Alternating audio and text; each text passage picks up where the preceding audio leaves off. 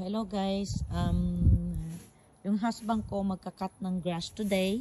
So, pero nagamit niya yung vertical cutter. So, ito na nangyari sa buong namin lawn. Yan ang itsura. So, ngayon, niipon niya naman the whole area namin. Ang itsura, ganyan. Ito na yung vertical cutter na ginamit niya. Ayan. So ngayon daw tagal siya bago niya maipon yung yung mga grass. Ayan itsura sa baba. So after niyang in-scrape, ganito na ang itsura. At saka ayan na, ang dami niyang naipon na mga soft grass. Pagod. Kawawa naman ang mister ko.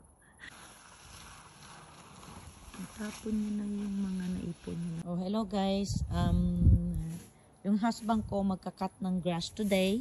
So, pero nagamit niya yung vertical cutter. So, ito na nangyari sa buong namin lawn.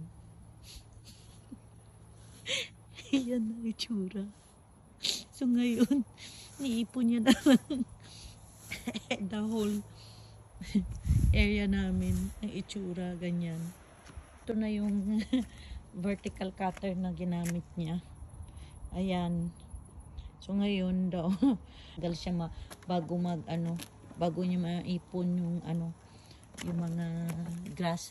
Ayan itsura sa baba. So after niyang in-scrape, ganito na ang itsura. At saka ayan na, ang dami niyang naipon na mga soft grass. Pagod. Kawawa naman ang mister ko. Tapon niya na yung mga naipon niya.